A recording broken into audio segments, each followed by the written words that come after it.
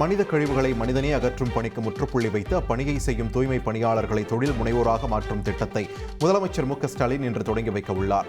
தொழில் முனைவோராக தேர்ந்தெடுக்கப்பட்ட தூய்மை பணியாளர்களுக்கு கழிவுநீர் குழாய்களை இயந்திரங்கள் மூலம் பராமரிக்கும் பயிற்சி வழங்கப்பட்டது. அவர்களுக்கு 100 நவீன கழிவுநீர் அகற்றும் வாகனங்களை முதலமைச்சர் ஸ்டாலின் இன்று வழங்க உள்ளார்.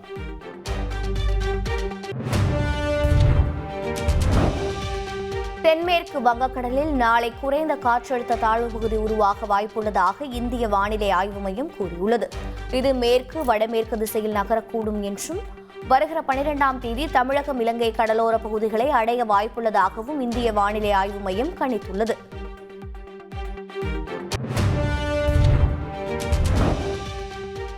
விழுப்புரம் மாவட்டத்தில் இன்றும் பள்ளி மற்றும் கல்லூரிகளுக்கு விடுமுறை அளிக்கப்பட்டுள்ளதாக மாவட்ட ஆட்சியர் பழனி அறிவித்துள்ளார். அதே சமயம் வரும் 9ஆம் தேதி விழுப்புரம் மாவட்டத்தில் வழக்கம் போல பள்ளி மற்றும் கல்லூரிகள் செயல்படும் என்றும் தெரிவித்துள்ளார். இதனிடையே வெள்ளத்தால் பாதிக்கப்பட்ட திருவண்ணாமலை, விழுப்புரம், கடலூர் ஆகிய 3 மாவட்டங்களில் ஜனவரி 2 முதல் 10ஆம் தேதி வரை அரையாண்டு தேர்வுகள் நடைபெறும் என்று பள்ளிக்கல்வி இயக்குநர் கண்ணப்பன் கூறியுள்ளார்.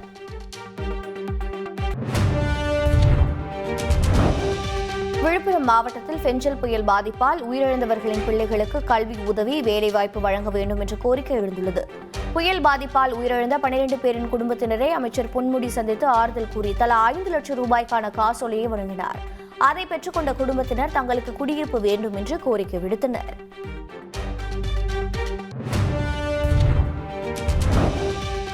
விழுப்புரம் மாவட்டத்தில் வெள்ள நிவாரணப் பொருட்களுக்கான டோக்கன் விநியோகிக்கும் பணி 9 கிராமங்களில் தொடங்கியுள்ளது.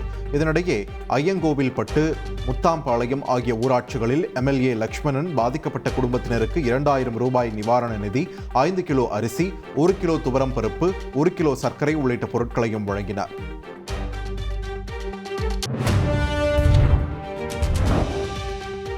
பேரிடர் வந்தால் மத்திய அரசு தமிழகத்தை புறக்கணிப்பதாக தமிழக காங்கிரஸ் தலைவர் செல்வ பெருந்தகை குற்றம் சாட்டியுள்ளார். விழுப்புரத்தில் பேசிய அவர், கடந்த ஆண்டு 29,000 கோடியை கேட்டபோது கைவிரித்து விட்டார்கள் என்றும், இந்த ஆண்டு வெள்ள பாதிப்புக்கு ரூபாய் 2,000 கோடி கேட்டு எந்த பதிலும் இல்லை எனவும் கூறினார். ஆனால் பாஜக கூட்டணி கட்சி ஆளும் மாநிலங்களுக்கு மட்டும் அள்ளி கொடுக்கிறார்கள் என செல்வ பெருந்தகை விமர்சித்துள்ளார்.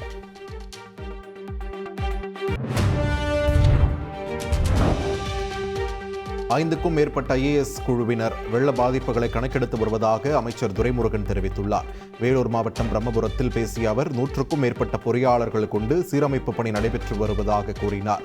மேலும் அறிவிக்கப்பட்ட இடங்களில் தடுப்பணை கட்டப்பட்டதாகவும், இந்த ஆண்டு கூடுதல் தடுப்பணைகள் கட்டப்படும் என்றும் அமைச்சர் துரைமுருகன் உறுதியளித்தார்.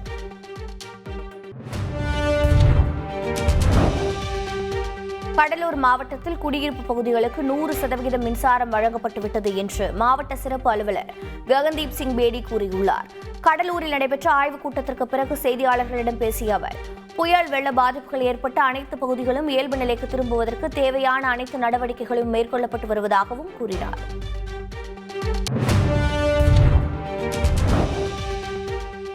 புயல், மழை, வெள்ளத்தால் ஏற்பட்ட பாதிப்புகளை ஆய்வு செய்ய 8ஆம் தேதி மத்திய குழு புதுச்சேரிக்கு வருகிறது. புதுச்சேரியில் ஏற்பட்டுள்ள சேதங்கள் குறித்து ஆய்வு செய்து நிவாரணம் வழங்க வேண்டும் என்று மத்திய அரசை புதுச்சேரி அரசு வலியுறுத்தியது. அதன் பேரில் மத்திய உள்துறை அமைச்சகத்தின் இணை செயலர் ராஜேஷ் குப்தா தலைமையில் வரும் மத்திய குழு 8 மற்றும் 9ஆம் தேதிகளில் ஆய்வு செய்து அறிக்கையை தாக்கல் செய்யவிருக்கிறது. சென்னை பல்லாவரம் அருகே கழிவுநீர் கலந்த குடிநீரை குடித்ததாக கூறப்படும் சம்பவத்தில் உயிரிழந்தோர் எண்ணிக்கை 2ஆக உயர்ந்துள்ளது. கண்டோன்மெண்ட் பகுதி, மலைமேடு பகுதிகளைச் சேர்ந்த மக்களுக்கு திடீர் வாந்தி, வயிற்றுப்போக்கு ஏற்பட்டுள்ளது. இவர்கள் குரோம்பேட்டை அரசு மருத்துவமனையில் சிகிச்சை பெற்றுள்ளனர். இதனிடையே உடல்நலக்குறைவு ஏற்பட்டு முதலில் திருவேதி என்பவர் உயிரிழந்தார். தொடர்ந்து மோகன ராகவன் என்பவரும் உயிரிழந்த சூழலில் அவரது உடல் வீட்டிற்கு கொண்டு செல்லப்பட்ட போது உறவினர்கள் அழுத காட்சி காண்போரை கண்கலங்க செய்தது.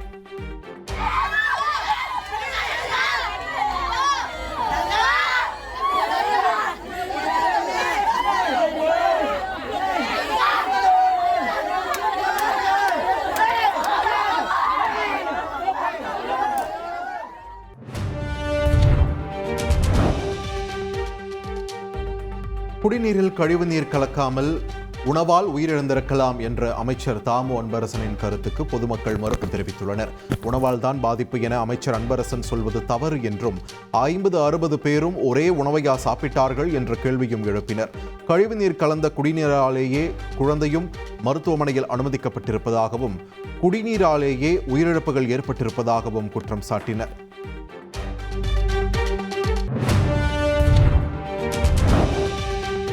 கழிவுநீர் கலந்த குடிநீராலேயே உயிரிழப்புகள் ஏற்பட்டிருப்பதாக பல்லாவரம் பகுதி மக்கள் குற்றம் சாட்டியுள்ள நிலையில் உயிரிழந்தவர்கள் கழிவுநீர் கலந்த குடிநீரால் தான் இறந்தார்களா என்பது குறித்து ஆய்வு செய்ய குடிநீர் மாதிரிகள் ஆய்வுக்கு அனுப்பப்பட்டுள்ளதாக அமைச்சர் மா சுப்பிரமணியன் தெரிவித்துள்ளார்.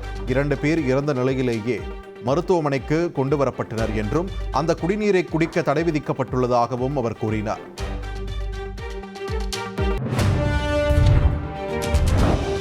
பல்லாவரத்தில் கழிவுநீர் கலந்த குடிநீரை அருந்தி 3 பேர் உயிரிழந்த சம்பவம் குறித்து பாஜக மாநில தலைவர் அண்ணாமலை கண்டனம் தெரிவித்துள்ளார். தமிழக மக்களின் உயிர் திமுகவின் விளம்பரத்திற்கு அல்ல என்று தெரிவித்துள்ள அவர், கழிவுநீர் கலந்த அசுத்த குடிநீரை திமுக அமைச்சர் குடிப்பாரா என்றும் கேள்வி எழுப்பியுள்ளார். உடனடியாக அந்த பகுதியில் மருத்துவ முகாம் அமைத்து பொதுமக்களுக்கு உடல்நல பரிசோதனை மேற்கொள்ள வேண்டும் என்றும் அவர் திமுக அரசை வலியுறுத்தியுள்ளார்.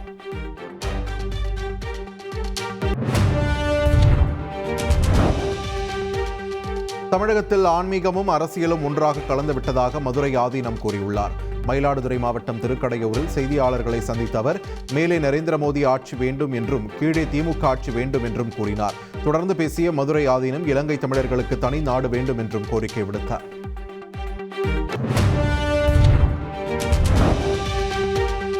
அதிமுகவை 2 கோடிக்கும் மேற்பட்ட தொண்டர்கள் கொண்ட மாபெரும் இயக்கமாக உருவாக்கி காட்டியவர் கட்சியின் பொதுச் செயலாளர் எடப்பாடி பழனிசாமி என்று அதிமுக முன்னாள் அமைச்சர் செல்லூர் ராஜு கூறியுள்ளார். அதிமுக ஆட்சியை மீண்டும் மலரச் செய்ய தகுதி படைத்த ஒரே தலைவர் EPS என்றும் அவர் குறிப்பிட்டுள்ளார்.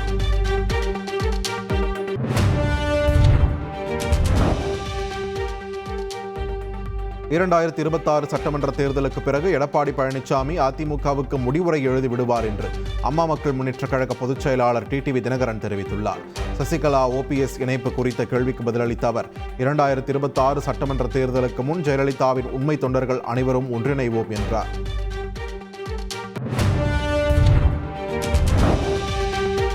ஆவண காப்பகம் குறித்த தகவல்களை பாடத்திட்டத்தில் சேர்க்க நடவடிக்கை எடுக்கப்படும் என்று உயர்கல்வித்துறை அமைச்சர் கோவி செழியன் தெரிவித்துள்ளார். சென்னை எழும்பூரில் உள்ள மாநில ஆவண காப்பகத்தை அமைச்சர் கோவி செழியன் நேரில் பார்வையிட்டார். ஆவண காப்பகத்தை மேம்படுத்தும் வகையில் 20 கோடி ரூபாய் ஒதுக்கப்பட்டுள்ளதாகவும் ஆவண காப்பகத்தில் உள்ள பல நூற்றாண்டின் தகவல்களை மாணவர்களிடம் கொண்டு சேர்க்க முயற்சி எடுக்கப்படும் என்றும் அவர் தெரிவித்தார்.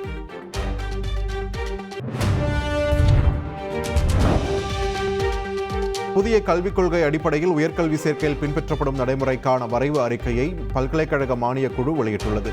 புதிய விதிமுறைப்படி இனி ஆண்டிற்கு 2 முறை மாணவர் சேர்க்கை இளநிலை மற்றும் முதுகலை வகுப்புகளில் மேற்கொள்ளப்படும். ஜூலை, ஆகஸ்ட் மாதங்களிலும் மற்றும் ஜனவரி, பிப்ரவரி மாதங்களிலும் மாணவர் சேர்க்கை மேற்கொள்ளப்படும் என்று வரைவு அறிக்கையில் தெரிவிக்கப்பட்டுள்ளது. பட்டப்படிப்பில் பயில்கிற போதே பாதியில் அதிலிருந்து வெளியேறி வேறு படிப்பில் சேர்வதற்கான பலமுனை நுழைவு மற்றும் வெளியேற்ற முறை அறிமுகப்படுத்தப்படுகிறது. முதுகலை படிப்புகளை 2 அல்லது ஓராண்டில் முடிக்கவும் வழிவகை செய்யப்பட்டுள்ளது.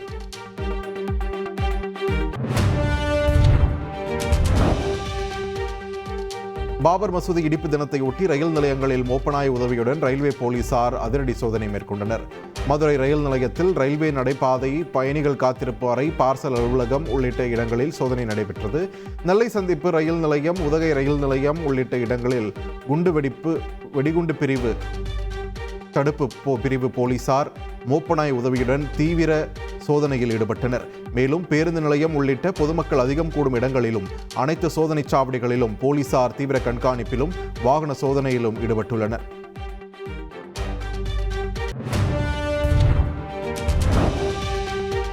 பாபர் மசூதி இடிப்பு தினத்தையொட்டி சென்னையில் பல்வேறு இடங்களில் போலீசார் தீவிர வாகன சோதனை நடத்தினர்.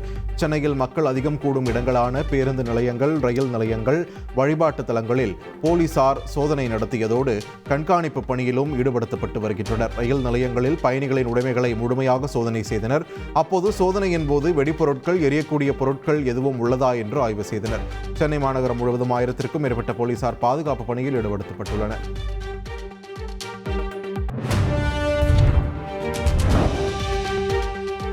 மகாராஷ்டிராவின் முதல்வராக பாஜகவைச் சேர்ந்த தேவேந்திர ஃபட்னவிஸ் 3வது முறையாக பதவியேற்றார். அவருக்கு ஆளுநர் CP ராதாகிருஷ்ணன் பதவி பிரமாணமும் ரகசிய காப்பு பிரமாணமும் செய்து வைத்தார். அவரைத் தொடர்ந்து ஏக்நாத் ஷிண்டே, அஜித் பவார் துணை முதல்வர்களாக பொறுப்பேற்றுக் கொண்டனர். விழாவில் இதர அமைச்சர்கள் யாரும் பதவியேற்கவில்லை. யார் யாருக்கு அமைச்சரவையில் பங்கு என்பது முடிவு செய்யப்பட்டதும் அமைச்சரவை விரிவாக்கம் செய்யப்படும் என்று எதிர்பார்க்கப்படுகிறது. मी देवेंद्र सरिता गंगाधरराव फडणवीस ईश्वर साक्ष शपथ घेतो की कायद्याद्वारे स्थापित झाले आहे अशा भारताच्या संविधानाबद्दल मी एकनाथ गंगूबाई संभाजी शिंदे ईश्वर साक्ष शपथ घेतो की कायद्याद्वारे स्थापित झाले आहे अशा भारताच्या संविधानाबद्दल मी खरी श्रद्धा मी अजित आशाताई अनंतराव पवार गांभीर्यपूर्वक प्रतिज्ञा करतो की कायद्याद्वारे स्थापित झाले आहे अशा भारताच्या संविधानाबद्दल मी खरी श्रद्धा व निष्ठा बाळगीन. मी भारताची सार्वभौमता व एकात्मता उन्नत राखीन. தேவேந்திர ஃபட்னவிஸ் பதவியேற்பு விழாவில் முகேஷ் அம்பானி, அவரது மகன் ஆனந்த் அம்பானி, ஆதித்ய பிர்லா குழும தலைவர் குமாரமங்கலம் பிர்லா உள்ளிட்ட தொழிலதிபர்கள் கலந்து கொண்டனர். கிரிக்கெட் வீரர் சச்சின் டெண்டுல்கர், பாலிவுட் நடிகர்கள் சல்மான் கான், ஷாருக் கான், ரன்வீர் சிங், ரன்பீர் கபூர் என திரையுலக நட்சத்திரங்களும் பதவியேற்பு விழாவில் பங்கேற்றனர்.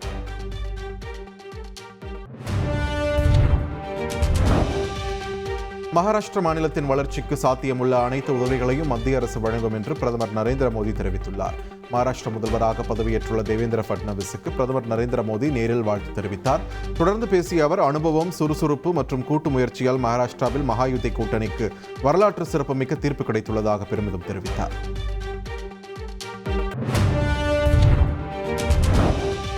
மகாராஷ்டிர முதல்வராக பதவியேற்றுக் கொண்டதும் தலைமைச் செயலகம் சென்ற தேவேந்திர ஃபட்னவிஸ் அரசு கோப்புகளில் கையெழுத்திட்டார். அப்போது பேசிய அவர், கூட்டணி கட்சிகளுடன் ஆலோசனைகள் நிறைவடைந்து விட்டதாகவும் யார் யாருக்கு எந்த இலாக்கா என்பதையும் முடிவு செய்து விட்டதாகவும் தெரிவித்தார். சபாநாயகரை விரைவில் தேர்வு செய்வோம் என்றவர், சமூக உட்கட்டமைப்பு, தொழில்துறை வளர்ச்சி ஆகியவற்றின் பாதையில் மகாராஷ்டிர தொடர்ந்து வளர்ச்சி நடைபோடும் என்றும் தங்களுடைய ரோல் மாறினாலும் அனைவருடைய கவனமும் ஒன்றாகவே இருப்பதாகவும் குறிப்பிட்டார்.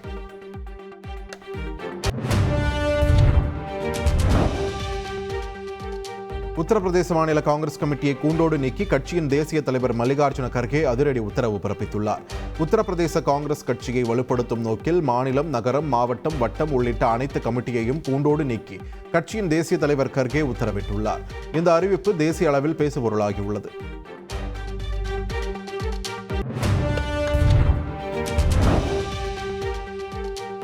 ஐரோப்பிய நிறுவனத்தின் ப்ரோபா 3 இரட்டை செயற்கைக்கோள்கள் PSLV C-59 ராக்கெட் மூலமாக ஸ்ரீஹரிகோட்டாவில் இருந்து வெற்றிகரமாக விண்ணில் ஏவப்பட்டது. விண்ணில் ஏவப்பட்ட இரு செயற்கைக்கோள்களும் சரியான பாதையில் புவியின் நீள்வட்ட பாதையில் வெற்றிகரமாக நிலைநிறுத்தம் செய்யப்பட்டதாக இஸ்ரோ தலைவர் சோம்நாத் அறிவித்தார். 2 செயற்கைக்கோள்கள் ஒரே நேரத்தில் விண்ணில் செலுத்தப்படுவது இதுவே முதல் முறை என்றும் தெரிவிக்கப்பட்டது. ஐரோப்பிய விஞ்ஞானிகளுடன் இஸ்ரோ விஞ்ஞானிகளும் இணைந்து சூரியனின் வளிமண்டலம் குறித்து ஆய்வில் ஈடுபட்டுள்ளனர். 5, 4, 3, 2, 1, 0.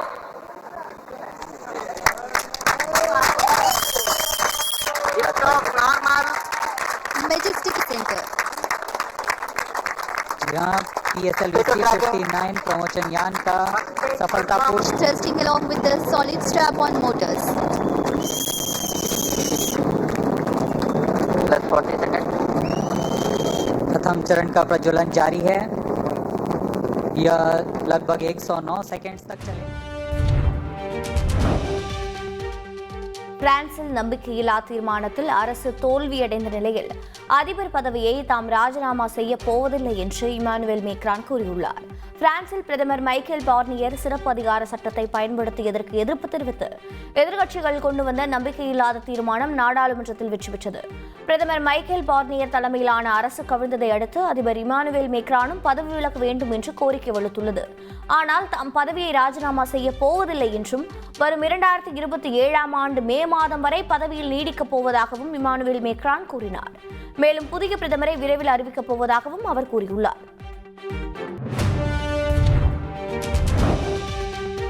பிரான்சில் சலுகைகள் ரத்து செய்யப்பட்டதை கண்டித்து அரசு ஊழியர்கள் அரசுக்கு எதிராக பாரிஸ் நகரில் போராட்டத்தில் ஈடுபட்டனர். அரசு ஊழியர்களுக்கான பட்ஜெட் வெகுவாக குறைக்கப்பட்டுள்ளதால் அதிருப்தி அடைந்த அவர்கள் பாரிஸ் நகரில் போராட்டத்தில் ஈடுபட்டனர். பிரதமர் தனது பதவியை ராஜினாமா செய்தாலும் புதிய அரசு அமைந்தாலும் தங்கள் கோரிக்கை தொடர்பான போராட்டம் தொடரும் என்றும் அவர்கள் தெரிவித்தனர்.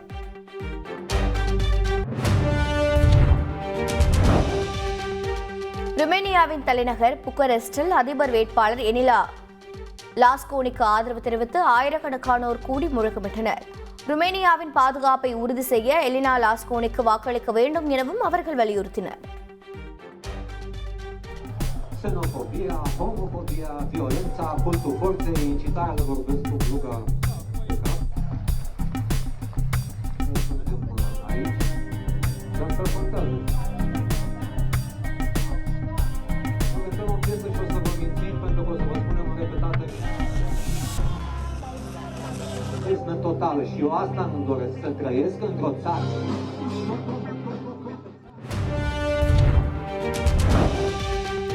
கிரிப்டோ நாணயங்களுக்கு சாதகமான கொள்கைகளை அமெரிக்க அதிபராக பதவியேற்க உள்ள ட்ரம்ப் அமல்படுத்துவார் என்ற எதிர்பார்ப்பில் பிட்காயின் விலை கடந்த ஒரு மாதத்தில் 45% அதிகரித்துள்ளது.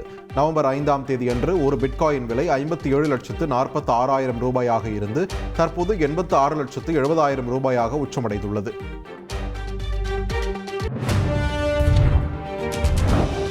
புஷ்பா பட சிறப்பு காட்சியை பார்க்க சென்ற ரசிகை உயிரிழந்த விவகாரத்தில் நடிகர் அல்லு அர்ஜுன் மீது வழக்கு பதிவு செய்யப்பட்டுள்ளது. கூட்ட நெரிசலுக்கு திரையரங்கு நிர்வாகமே காரணம் எனவும் அல்லு அர்ஜுன் வருகை குறித்து போலீசாருக்கு தெரிவிக்கப்படவில்லை எனவும் கூறப்பட்டுள்ளது. அல்லு அர்ஜுன் நுழைந்தபோதுதான் அசம்பாவிதம் நிகழ்ந்ததாகவும் அவரது பாதுகாப்பு குழுவினர் ரசிகர்களை தள்ளியதால் நிலைமை மோசமானதாகவும் போலீசார் தரப்பில் தெரிவிக்கப்பட்டுள்ளது.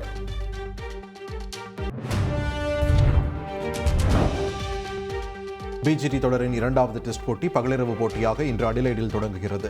பிங்க் பால் டெஸ்ட் என்று அழைக்கப்படும் இந்த போட்டி பகலிரவாக நடைபெறவுள்ளது. இந்திய நேரப்படி காலை 9:30 மணிக்கு தொடங்கும் இந்த போட்டி மாலை 4:30 மணி வரை நடைபெறும்.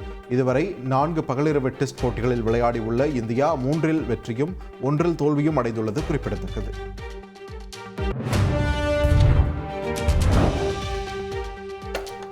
பிஜிடி தொடரின் 2வது டெஸ்ட் போட்டியிலும் ஜெய்ஷ்வாலுடன் இணைந்து KL ராகுலை தொடக்க வீரராக களமிறங்குவார் என இந்திய அணியின் கேப்டன் ரோஹித் சர்மா அறிவித்துள்ளார்.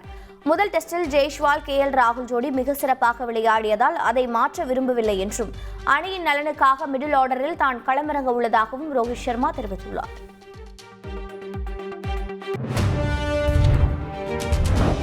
ICC சாம்பியன்ஸ் டிராஃபியில் இந்திய அணியின் போட்டிகள் மட்டும் ஐக்கிய அரபு அமீரகத்தில் நடைபெற உள்ளதாக தகவல் வெளியாகியுள்ளது. சாம்பியன்ஸ் டிராஃபி தொடரை பாகிஸ்தானில் நடத்துவது குறித்து BCCI மற்றும் பாகிஸ்தான் வாரியத்திடம் ICC ஆலோசனை நடத்தி வந்த நிலையில் இந்த முடிவு எடுக்கப்பட்டதாக கூறப்படுகிறது. அதே சமயம் 2026ஆம் ஆண்டு இந்தியாவில் நடைபெறும் T20 உலகக்கோப்பையில் பாகிஸ்தானின் அனைத்து போட்டிகளையும் இலங்கையில் நடத்த தீர்மானிக்கப்பட்டதாக கூறப்படுகிறது.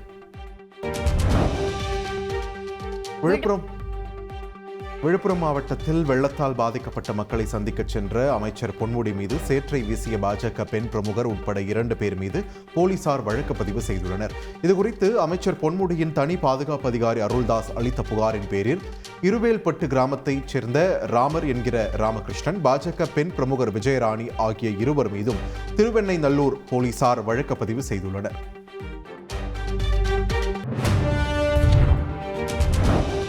மழை வெள்ளத்தில் அரசின் செயல்பாடுகள் குறித்து முகநூலில் விமர்சனம் செய்ததால் கைது செய்யப்பட்ட மயிலாடுதுறையைச் சேர்ந்த அதிமுக பிரமுகர் விடுவிக்கப்பட்டார். சாத்தனூர் அணை முன்னறிவிப்பின்றி திறக்கப்பட்டதாக குற்றச்சாட்டு எழுந்தது. இந்த விவகாரத்தில் தமிழக அரசை விமர்சனம் செய்த முகநூலில் பதிவு செய்த அதிமுக நகர செயற்குழு உறுப்பினர் சின்னப்பிள்ளை என்கிற சந்திரசேகரன் போலீசாரால் கைது செய்யப்பட்டார்.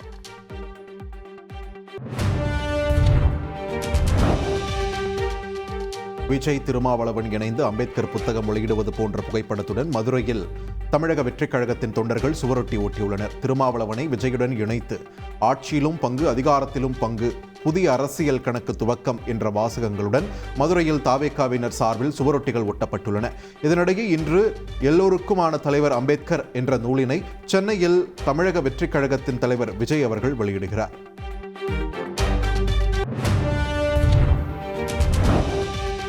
மதுரை விமான நிலைய விரிவாக்கத்திற்கு நிலம் கையகப்படுத்தும் விவகாரத்தில் தங்கள் கோரிக்கைகள் நிறைவேறும் வரை போராட்டம் தொடரும் என சின்ன உடைப்பு கிராம மக்கள் தெரிவித்துள்ளனர்.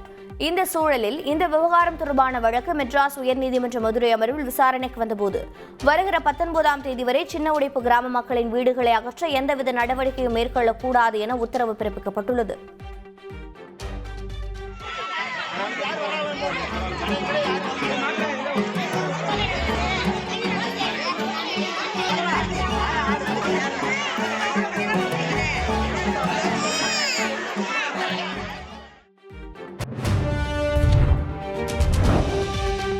கடலூர் மாவட்டம் நத்தப்பட்டு குளத்தில் மூழ்கி மாயமான ITI மாணவர் கதிரின் உடல் மீட்கப்பட்டது. 2வது நாளாக மாணவரின் உடலை தேடும் பணியில் தீயணைப்புத்துறை மற்றும் தேசிய பேரிடர் மீட்புக் குழுவினர் ஈடுபட்டனர். நீண்ட நேர தேடுதலுக்கு பிறகு சேற்றில் சிக்கியிருந்த மாணவன் கதிரின் உடலை தீயணைப்புத்துறை வீரர்கள் மீட்டனர். ITI மாணவரின் உடல் பிரேத பரிசோதனைக்காக கடலூர் அரசு மருத்துவமனைக்கு கொண்டு செல்லப்பட்டது.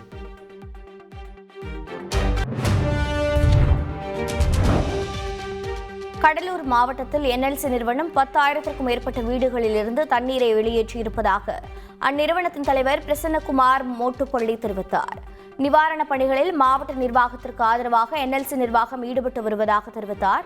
முன்னதாக நெல்லிக்குப்பத்தில் NLC தலைவர் பிரசன்னகுமார், அமைச்சர் கணேசன் ஆகியோர் கலந்து கொண்டு பாதிக்கப்பட்ட மக்களுக்கு நிவாரணப் பொருட்களை வழங்கினர்.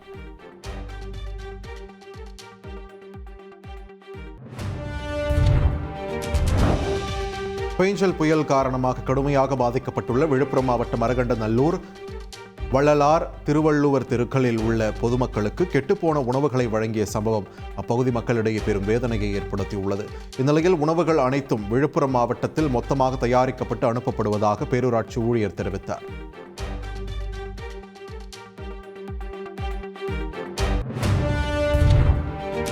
அரசு அதிகாரிகள் பார்வையிடவில்லை, நிவாரணப் பொருட்கள் வழங்கவில்லை என கூறி விழுப்புரம் மாவட்டம் தேவனூர் புதுநகர் பகுதி மக்கள் சாலை மறியல் போராட்டத்தில் ஈடுபட்டனர்.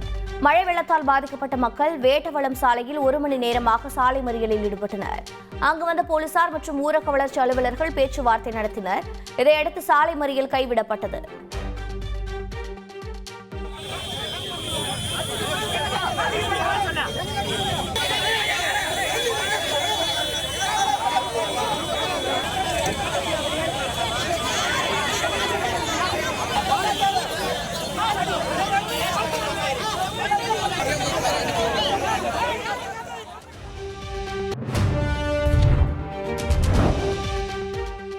சபரிமலை விருந்தினர் மாளிகைகளில் ஒதுக்கப்பட்ட நாட்களுக்கு மேல் யாரும் தங்காமல் இருப்பதை உறுதி செய்ய வேண்டும் என்று கேரள உயர்நீதிமன்றம் உத்தரவிட்டுள்ளது.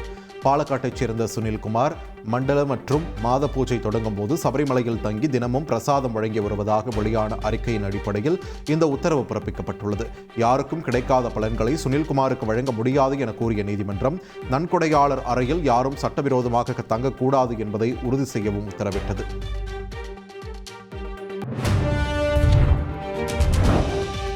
திருவண்ணாமலையில் உள்ள புகழ்மிக்க அண்ணாமலையார் திருக்கோயிலில் திருக்கார்த்திகை தீபத் திருவிழா விமர்சையாக நடைபெற்று வருகிறது. தீபத் திருவிழாவின் 2ஆம் நாளை முன்னிட்டு வெள்ளி இந்திர விமானத்தில் பஞ்சமூர்த்திகளின் மாட வீதி உலா நடைபெற்றது.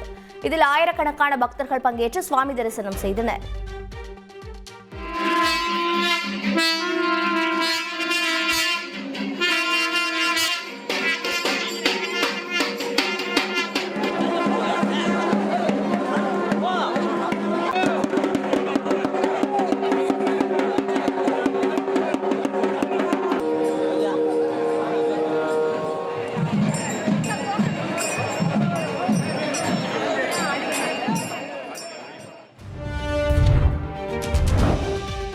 நடிகர் ஜெயராமின் மகனும் நடிகருமான காளிதாஸ் ஜெயராமின் திருமண ஒத்திகை நிகழ்ச்சி மதுரவாயலில் நடைபெற்றது.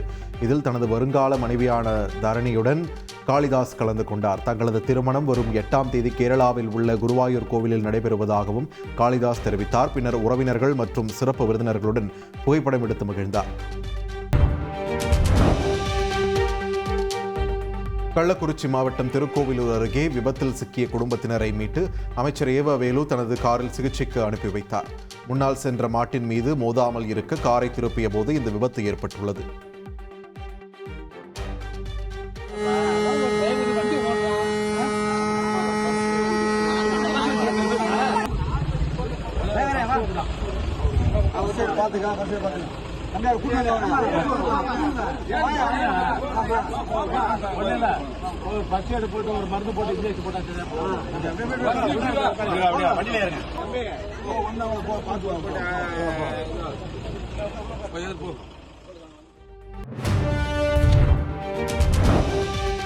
சொத்து வரி உயர்வு தொடர்பாக வணிக நிறுவனங்களின் கோரிக்கைகளை அரசின் கவனத்திற்கு கொண்டு சென்று தீர்வு காணப்படும் என திருப்பூர் மாநகராட்சி மேயர் தினேஷ்குமார் தெரிவித்துள்ளார். மாநகராட்சி சார்பில் சொத்து வரி சிறப்பு முகாமை தொடங்கி வைத்து பேசிய அவர், வாரந்தோறும் வியாழக்கிழமை நடைபெறும் முகாமில் தொழில் நிறுவனத்தினர் மனு வழங்கி விளக்கம் பெற்றுக் கொள்ளலாம் என்றும் தெரிவித்தார்.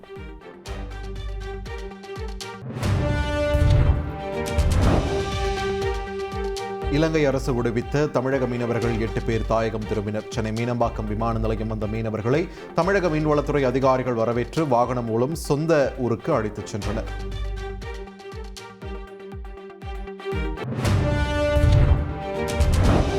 பெஞ்சல் புயல் கனமழையால் திருவள்ளூர் மாவட்டம் பொன்னேரி அருகே ஏராளமான ஏக்கரில் பயிரிடப்பட்ட நெற்பயிர்கள் கருகி வரும் நிலையில் தண்ணீரில் மூழ்கியுள்ளன.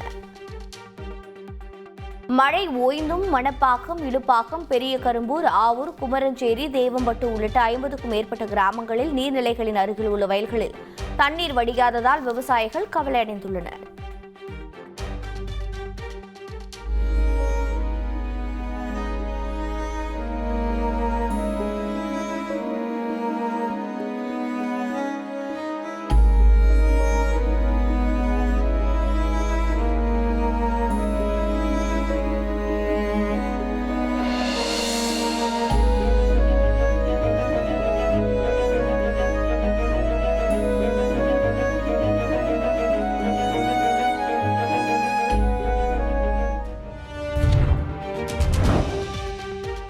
சென்னை பழைய வண்ணாரப்பேட்டையில் 3700 போதை மாத்திரைகளை பதுக்கிய 4 பேரை போலீசார் கைது செய்தனர். மொய்தீன் என்பவரது வீட்டில் போதை மாத்திரைகள் வைத்து விற்பனை செய்யப்படுவதாக கிடைத்த தகவலின் பேரில் போலீசார் சோதனை செய்ததில் அவரிடம் போதை மாத்திரைகள் சிக்கின. விசாரணைக்கு பிறகு குன்றத்தூரைச் சேர்ந்த வெங்கடேசன் உட்பட 4 பேரை கைது செய்த போலீசார் 3700 போதை மாத்திரைகள், பட்டாக்கத்திகளை பறிமுதல் செய்தனர். திண்டுக்கல் மாவட்டம் ஆத்தூர் அருகே மைக் செட் கட்டும்போது மயங்கிய நபரை தீயணைப்புத் துறையினர் கயிறு கட்டி மீட்டனர். கசவனப்பட்டியில் துக்க நிகழ்ச்சிக்காக மேல்நிலை நீர்த்தேக்க தொட்டியில் மைக் செட் கட்ட முயன்றபோது திடீரென நெஞ்சுவலி ஏற்பட்டு அவர் மயங்கியுள்ளார். வெகு நேரமாக கீழே இறங்காததால் தீயணைப்புத் துறையினருக்கு தகவல் கொடுக்கப்பட்டது. நீண்ட போராட்டத்திற்கு பிறகு மேல்நிலை நீர்த்தேக்க தொட்டியில் தவித்துக் கொண்டிருந்த இளைஞரை கயிறு கட்டி தீயணைப்பு வீரர்கள் பத்திரமாக மீட்டனர்.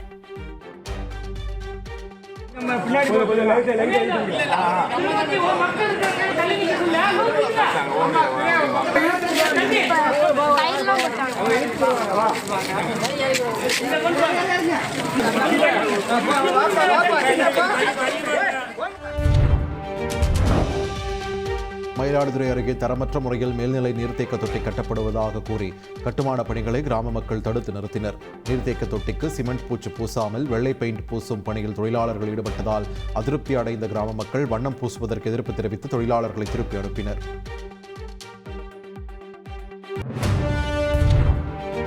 புதுக்கோட்டை மாவட்டம் ஆலங்குடி அருகே உள்ள 100 ஆண்டு பழமை வாய்ந்த கோவிலூர் பாலபுரீஸ்வரர் கோயிலில் கட்டுமான பணிகள் நடைபெற்று வருகின்றன. இதில் குறிப்பிட்ட ஒரு தரப்பினரை மட்டும் அனுமதிப்பதாக கூறி மற்றொரு தரப்பினர் தங்களுக்கும் கோயில் திருப்பணியில் இடமளிக்க வேண்டும் என முறையிட்டு கோவிலூர் கிராம நிர்வாக அலுவலர் அலுவலகத்தை முற்றுகையிட்டு போராட்டம் நடத்தினர்.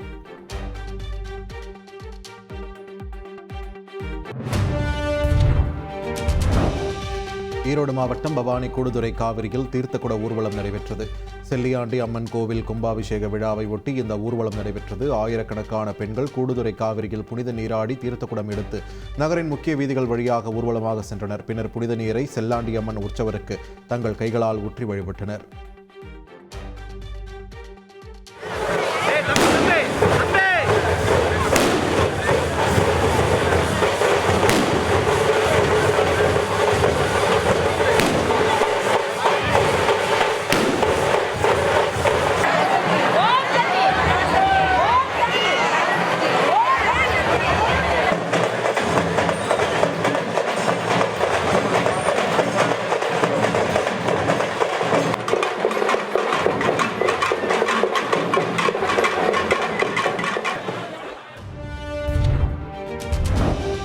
நடிகை கீர்த்தி சுரேஷ் பெயருடன் திருமண அழைப்பிதழ் இணையத்தில் வேகமாக பரவி வருகிறது.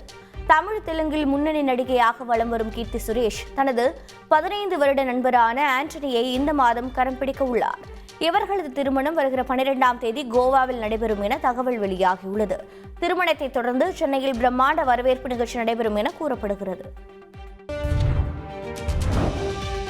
கடலூரில் சாலையோரம் உள்ள டிரான்ஸ்பார்மரில் மோதி வாகனம் கவிழ்ந்ததில் திட்டக்குடி வட்டாட்சியர் அந்தோணிராஜ் காயமடைந்தார். விருதாச்சலம் சென்றுவிட்டு அலுவலகம் திரும்பும் போது கோழியூர் அருகே முன்னால் சென்ற இருசக்கர வாகனத்தின் மீது மோதுவதை தவிர்க்க பிரேக் பிடித்தபோது வட்டாட்சியர் சென்ற வாகனம் கவிழ்ந்தது. வட்டாட்சியர் அந்தோணிராஜ் மற்றும் பாலமுருகனை பொதுமக்கள் மீட்டு மருத்துவமனைக்கு அனுப்பி வைத்த நிலையில் புவனகிரி சட்டமன்ற உறுப்பினர் அருண்மொழி தேவன் நேரில் சந்தித்து உடல்நலம் குறித்து விசாரித்தார்.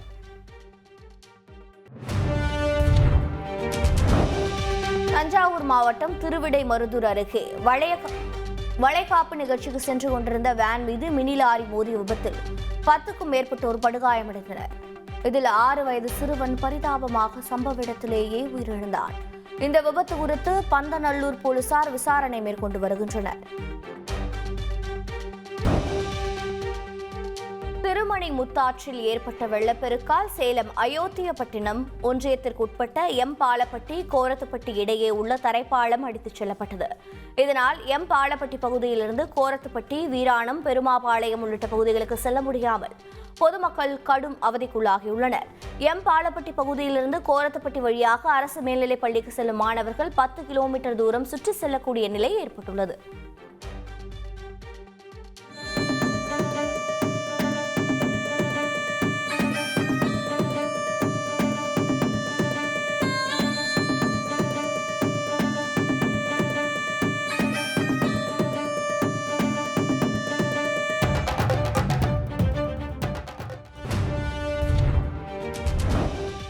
கலிபோர்னியாவில் சுனாமி எச்சரிக்கை விடுக்கப்பட்டதால் லட்சக்கணக்கான மக்கள் பீதியடைந்தனர்.